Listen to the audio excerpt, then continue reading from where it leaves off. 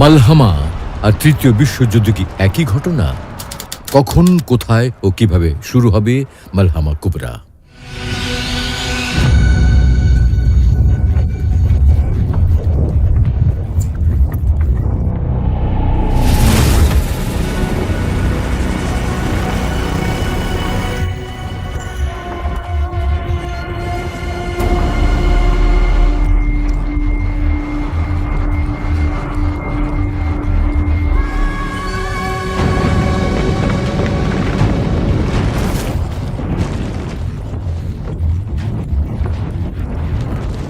আসসালামু আলাইকুম ওয়া রাহমাতুল্লাহ।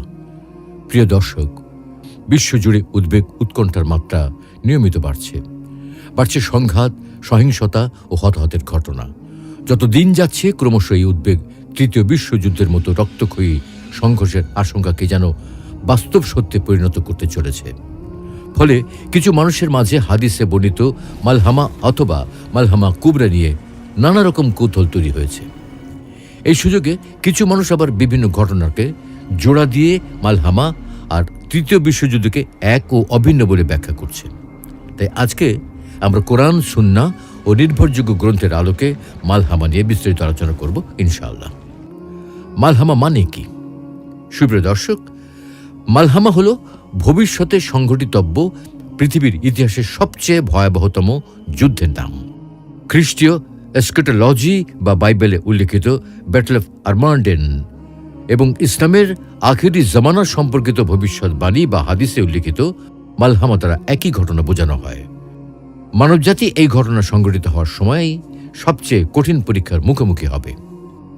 আরবি ভাষায় মালহামা শব্দটি এক বচন, বহু বচন হল মালাহিম।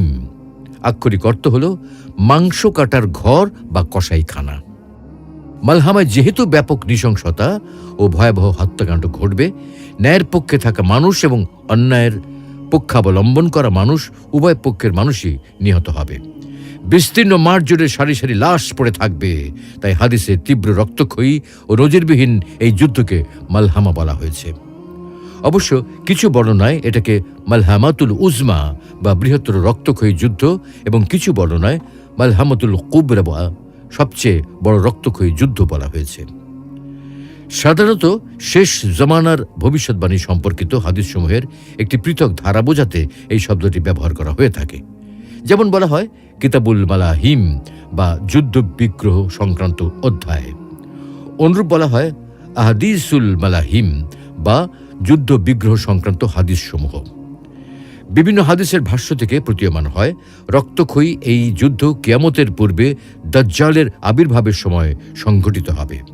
যেমন রাসূলুল্লাহ সাল্লাল্লাহু আলাইহি ওয়াসাল্লাম ইরশাদ করেন, মালহামা ও কনস্টান্টিনোপল শহরটির বিজয়ের মধ্যকার সময় হল 6 বছর এবং মসিহ দাজ্জাল বের হবে 7ম বছরে।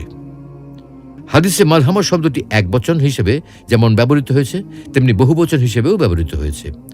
আলিমগণ বলেন এটা কোনো কারণ ছাড়া হয়নি, বরং বহুবচন জাতীয় মালাহিম শব্দটি ব্যবহার করার কারণে বোঝা যায় একাধিক মালহামা সংঘটিত হবে, যা অত্যন্ত তীব্র হলেও অল্প কিছুদিন চালু থাকবে।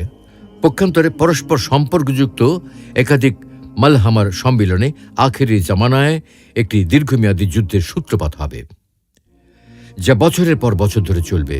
আর এটাই হলো মালাহিম। এই মালাহিম আরব এবং রোমানদের মধ্যে সংঘটিত হবে। যেমন নুয়াইম বিন হাম্মাদের একটি বিবরণে রয়েছে, যখন দুটি প্রাচীন শাসন ক্ষমতা প্রাচীন আরব এবং প্রাচীন রোম পুনরায় চালু হবে, তখন তাদের দুপক্ষের হাতেই মালহামা সংঘটিত হবে। তার মানে বিশ্বে আবারও রোমান সাম্রাজ্য প্রতিষ্ঠিত হতে পারে। এখন প্রশ্ন হলো, কারা এই রোমান? রাসূলুল্লাহ সাল্লাল্লাহু আলাইহি ওয়াসাল্লামের সময় রোম বলতে দুটি সম্প্রদায় থেকে উত্থিত একটি বিরাট জাতিকে বোঝাতো। একদিকে গ্রিক স্ল্যাব সম্প্রদায়ভুক্ত রোমান, অপরদিকে লাতিন ভাষাভাষী ইতালিয়ান রোমান, যারা পূর্ব ইউরোপের বিভিন্ন দেশে ছড়িয়ে আছে। তাদের মিশ্রণে একটি সাম্রাজ্য গড়ে ওঠে, যার কিছু অংশ ইউরোপে আর কিছু অংশ এশিয়া মাইনরে। এই পুরো মিশ্র জাতিটাকেই আরবরা রোমান বলে অভিহিত করত। তাদেরকে বনুল আসফার বা হলুদ রঙের সন্তানও বলা হয়। তারা ঈসা আলাইহিস সালামের জন্মের 300 বছর, মতান্তরে 322 বছর পর্যন্ত গ্রিকদের তারকার পূজার ধর্মমতে বিশ্বাসী ছিল। তাদের রাজত্ব শাম তথা বর্তমান সিরিয়া, ফিলিস্তিন সহ জাজিরা তথা আরব উপদ্বীপের এলাকাসমূহে বিস্তৃত ছিল। তবে তাদের রাজাদের মধ্যে প্রথম যিনি খ্রিস্ট ধর্ম গ্রহণ করেন তিনি হলেন সম্রাট কনস্টান্টাইন, যার নামানুসারে একটি সমৃদ্ধ নগরীর পত্তন করে নাম রাখা হয় কনস্টান্টিনোপল। পরবর্তীকালে বর্তমান তুরস্কে অবস্থিত এই শহরটি তুর্কি জাতীয় রোমানদের কাছ থেকে দখল করে নেয়। মোট কথা, রাসূলুল্লাহ সাল্লাল্লাহু আলাইহি ওয়াসাল্লামের সময় রোমান বলতে নির্দিষ্ট কোনো রাজনৈতিক সত্তা বা শক্তিকে বোঝানো হতো না, বরং একটি জাতিকে বোঝানো হতো যারা ছিল ইউরোপিয়ান। ইতিপূর্বে পৃথিবীতে কয়েকটি মালহামা সংগঠিত হয়ে গেছে, তবে কিয়ামতের আগে এই রোমানদের পুনরায় উত্থান ঘটবে এবং তাদের সাথেই আরবদের চূড়ান্ত মালাহিম সংঘটিত হবে। যেমন আবু মুগিরা সূত্রে বর্ণিত একটি বিবরণ থেকে জানা যায়, মানুষের মাঝে মালহামা ঘটবে 5টি। 2টি ইতোমধ্যে ঘটে গেছে আর বাকি 3টি ঘটবে এই উম্মতের মধ্যে। 1 মালহামাতুত তুর্ক, আর 2 হচ্ছে মালহামাতুর রুম, আর 3 হলো মালহামাতুদ দাজ্জাল। মালহামাতুদ দাজ্জালের পরে আর কোনো মালহামা নেই। একাধিক সহিহ হাদিসে রাসূলুল্লাহ সাল্লাল্লাহু আলাইহি ওয়াসাল্লাম মালহামা সম্পর্কে বিশদভাবে বর্ণনা করেছেন। হাদিসগুলোর ভাষ্য থেকে বোঝা যায়, প্রথম দিকে মুসলিম ও ক্রুশধারী রোমানগণ সন্ধির মাধ্যমে একজোট হয়ে তৃতীয় একদল শত্রুর বিরুদ্ধে লড়াই করবে এবং বিজয় লাভ করবে। সম্মিলিত জোটের বিজয়ের পর একটি ঘটনাকে কেন্দ্র করে জোটে ফাটল সৃষ্টি হবে, ফলে মুসলিম ও ক্রুশধারী রোমানগণ পৃথক হয়ে পরস্পরে যুদ্ধে লিপ্ত হবে। যেমন রাসূলুল্লাহ সাল্লাল্লাহু আলাইহি ওয়াসাল্লাম বলেন, ভবিষ্যতে তোমরা রোমানদের সঙ্গে সন্ধি করবে, তোমরা ও তারা একত্র হয়ে পশ্চাৎবর্তী একদল শত্রু মোকাবেলা করবে, তোমরা তাতে বিজয়ী হবে, গনিমত অর্জন করবে এবং বিজয়ী বেশে ফিরে আসবে। অবশেষে টিলাযুক্ত একটি মাঠে যাত্রা বিরতির জন্য অবতরণ করবে। তখন রোমানদের মধ্যে থেকে একজন বলে উঠবে, ক্রুশ বিজয়ী হয়েছে, আর মুসলিমদের মধ্যে থেকে একজন বলে উঠবে, বরং আল্লাহ বিজয় হয়েছেন। অতঃপর মুসলিম ব্যক্তিটি উত্তেজিত হয়ে ক্রুশের উপর আক্রমণ করে বসবে এবং সেটাকে চূর্ণ বিচূর্ণ করে ফেলবে। এতে রোমানরা উত্তেজিত হয়ে ক্রুশ চূর্ণকারী মুসলিমের উপর আক্রমণ করবে এবং তাকে হত্যা করে ফেলবে। এটা দেখে মুসলিমরাও উত্তেজিত হয়ে হাতে অস্ত্র তুলে নেবে এবং পরস্পরে যুদ্ধে লিপ্ত হয়ে পড়বে। আল্লাহ মুসলিমদের এই দলকে শাহাদাতের মর্যাদা দান করবেন।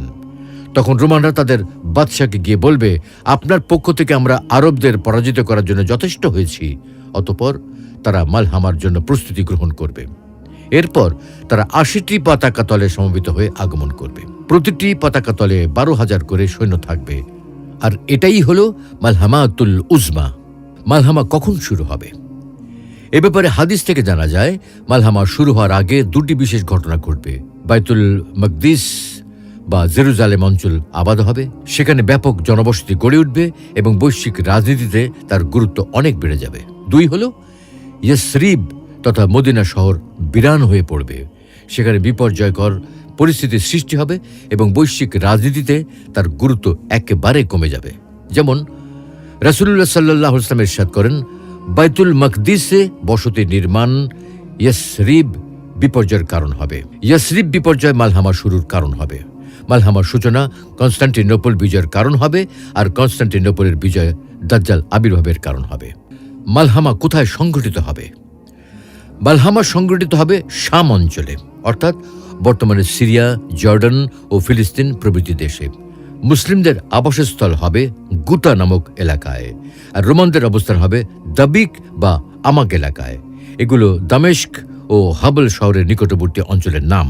যেমন রাসূলুল্লাহ সাল্লাল্লাহু আলাইহি ওয়াসাল্লাম ইরশাদ করেন, মালহামার সময় মুসলিমদের শিবির স্থাপন করা হবে গুতা অঞ্চলে, যা শামের সর্বোত্তম নগরী দামেস্ক শহরের পাশে অবস্থিত হবে। অন্য হাদিসে রয়েছে, রাসূলুল্লাহ সাল্লাল্লাহু আলাইহি ওয়াসাল্লাম ইরশাদ করেছেন, ততক্ষণ পর্যন্ত কিয়ামত সংঘটিত হবে না যতক্ষণ না রোমানরা আমাক অথবা দাবিক অঞ্চলে অবস্থান করবে। মালহামার ফলাফল। হাদিসে মালহামার বিবরণ এবং এর ফলাফল বা শেষ পরিণতি সুস্পষ্ট ভাষায় বর্ণিত হয়েছে। যেমন রাসূলুল্লাহ সাল্লাল্লাহু আলাইহি ওয়াসাল্লাম ইরশাদ করেছেন, ততক্ষণ পর্যন্ত কিয়ামত সংঘটিত হবে না যতক্ষণ না রোমানরা আমাক অথবা দাবিক অঞ্চলে মুসলিমদের বিরুদ্ধে যুদ্ধ করার জন্য অবস্থান করবে। তখন তাদের মোকাবেলায় দামেস্ক শহর থেকে তখনকার সময় দুনিয়ার শ্রেষ্ঠ লোকদের একটি বাহিনী বের হয়ে আসবে। উভয় দল যখন সারিবদ্ধভাবে দণ্ডায়মান হবে, তখন রোমানগণ বলবে, তোমরা আমাদের মাঝে এবং ওই সমস্ত লোকদের মাঝে রাস্তা ছেড়ে দাও যারা আমাদের লোকদেরকে বন্দী করেছে, আমরা তাদের সাথে যুদ্ধ করব। তখন মুসলিমগণ বলবে, আল্লাহর শপথ, এটা হতে পারে না, আমরা তোমাদের মাঝে এবং আমাদের ভাইদের মাঝে রাস্তা ছেড়ে দেব না। পরিশেষে তারা তাদের সাথে যুদ্ধে লিপ্ত হবে। এই যুদ্ধে মুসলিমদের 1/3 সৈন্য পরাস্ত হওয়ার ভয়ে পলায়ন করবে। আল্লাহ কখনো তাদের তওবা গ্রহণ করবেন না। 1/3 নিহত হবে এবং তারা হবে আল্লাহ নিকট সর্বোত্তম শহীদ। আর অপর 1/3 বিজয় লাভ করবে।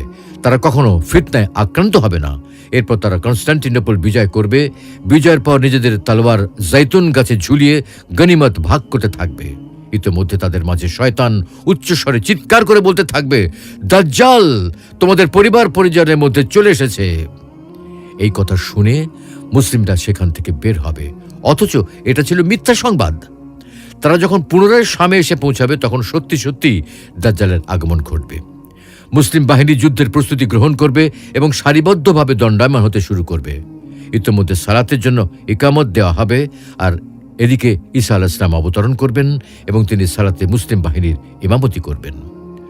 আল্লাহর শত্রু দাজ্জাল যখন তাকে দেখতে পাবে, তখন সে গলে যেতে থাকবে, যেভাবে পানিতে লবণ গলে যায়। যদি ঈসা আলাইহিস সালাম তাকে এমনিতেই ছেড়ে দেন, তবুও সে নিজে নিজেই বিগলিত হতে হতে নিঃশেষ হয়ে যাবে। কিন্তু আল্লাহ ঈসা আলাইহিস সালামের হাতে তাকে হত্যা করবেন এবং তার রক্ত ঈসা আলাইহিস সালামের বর্ষাতে দেখিয়ে দেবেন। সুপ্রিয় দর্শক, সহিহ মুসলিমের এই হাদিস থেকে আমরা কয়েকটি বিষয় জানতে পারি।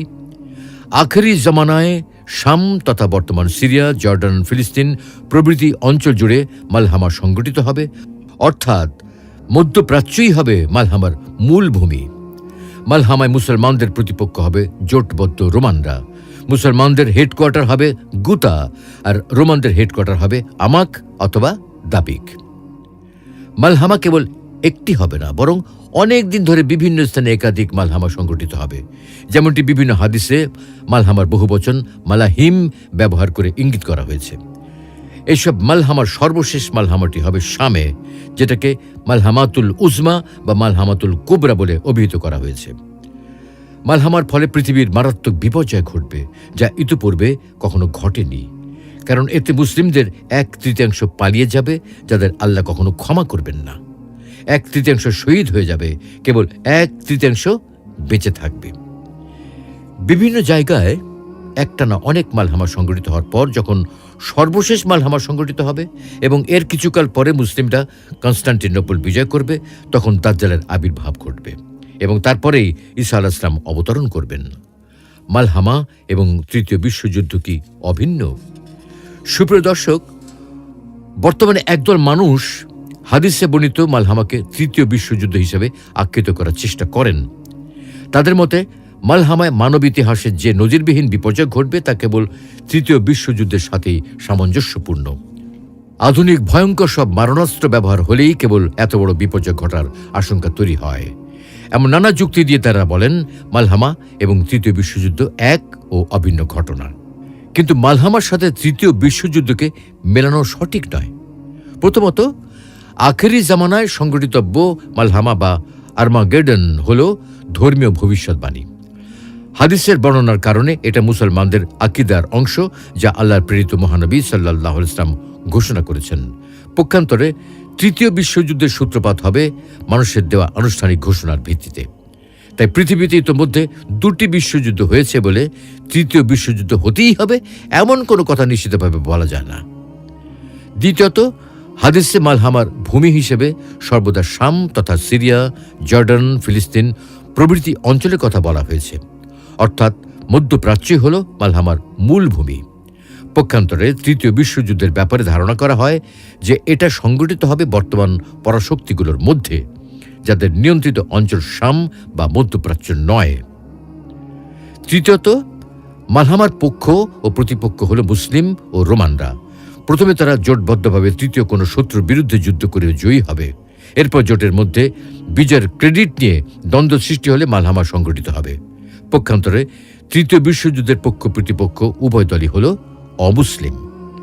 আর চতুর্থত, হাদিসের বাহ্যিক বর্ণনা থেকে মনে হয় মালহামায় প্রচলিত অস্ত্র ব্যবহৃত হবে না, বরং বর্ষার মতো পূর্বযুগের অস্ত্র ব্যবহৃত হবে। পক্ষান্তরে বর্তমান বিশ্বে ডিজিটাল ওয়েপন, আর্টিফিশিয়াল ইন্টেলিজেন্স সমৃদ্ধ ড্রোন এবং নিউক্লিয়ার অস্ত্র ব্যবহৃত হচ্ছে। প্রচলিত সমর ব্যবস্থা ভেঙে গিয়ে প্রাচীন সমরাস্ত্র ব্যবস্থা ফিরে আসা আপাতত ধারণা মাত্র, এর কোনো নিশ্চয়তা নেই। এমন আরও অনেক কারণে মালহামা আর তৃতীয় বিশ্বযুদ্ধকে হুবহু এক ও অভিন্ন মনে করা যায় না। তবে হ্যাঁ, তৃতীয় বিশ্বযুদ্ধ শুরু হলে সেটার মোড় কখন কোন দিকে যাবে তা কেউই বলতে পারে না। বিভিন্ন মুসলিম এবং অমুসলিম দেশের অংশগ্রহণে যুদ্ধের মোড় মধ্যপ্রাচ্যের দিকেও ফিরতে পারে। অবশ্য এ ব্যাপারে এখনই আগাম কোনো সম্ভাবনার কথা বলা যাচ্ছে না। তাই হাদিসে যতটুকু বলা হয়েছে অতটুকুই কেবল নিশ্চিতভাবে বলা যায়। আল্লাহই সর্বাধিক অবগত এবং তার ইলমি পূর্ণাঙ্গ ও নিখুঁত। সহিহ মুসলিমে একটি বর্ণনায় রয়েছে, প্রখ্যাত সাহাবী আব্দুল্লাহ ইবনে মাসউদ রাদিয়াল্লাহু আনহু বলেন, মালহামা কোনো আনন্দের বিষয় হবে না, বরং তা হবে অত্যন্ত ভয়ঙ্কর একটা ঘটনা। এ সময় মিরাস বন্টনের জন্য উত্তরাধিকারী খুঁজে পাওয়া যাবে না, কারণ তখন কোনো ব্যক্তির 100 সন্তান থাকলে মালহামার পর কেবলমাত্র একজন বেঁচে থাকবে। গনিমতের মাল বন্টনের মধ্যে কোনো আনন্দ উদযাপনের উপলক্ষ খুঁজে পাওয়া যাবে না, কারণ এরপরই আসবে আরও ভয়াবহ বিপদ, যা হবে আগের চেয়ে বেশি বিপর্যয়ের কারণ, আর সেটা হলো দাজ্জালের আগমন। আল্লাহ তাআলা আমাদের সকলকে অতিরিক্ত জজবার কারণে মালহামা নিয়ে অধিক আগ্রহী ও উচ্ছ্বসিত হওয়া থেকে বিরত থাকার তৌফিক দান করুন। যুদ্ধের বিভীষিকা দেখে জিহাদের মাঠ থেকে পলায়ন করার মতো মহাপাপ থেকে বিরত থাকার তৌফিক দান করুন। শাহাদাতের আকাঙ্ক্ষা পোষণ করার মতো মজবুত ঈমানের অধিকারী হওয়ার তৌফিক দান করুন। সচেতনতা, সার্বিক প্রস্তুতি গ্রহণ ও দৃঢ়তার মাধ্যমে জান্নাত লাভের তৌফিক দান করুন। আমিন।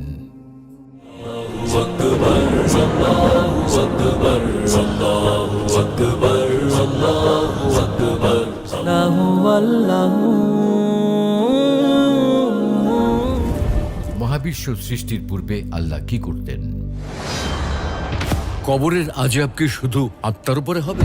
ওগো কমলি ওয়ালা নবী সাল্লাল্লাহু আলাইহি। দোয়া কি মানুষের ভাগ্য পরিবর্তন করতে পারে? লা ইলাহা ইল্লাল্লাহ। কোরআন ও হাদিসের আলোকে জীবন গড়ুন, ইসলাম অ্যান্ড লাইফের সাথেই থাকুন।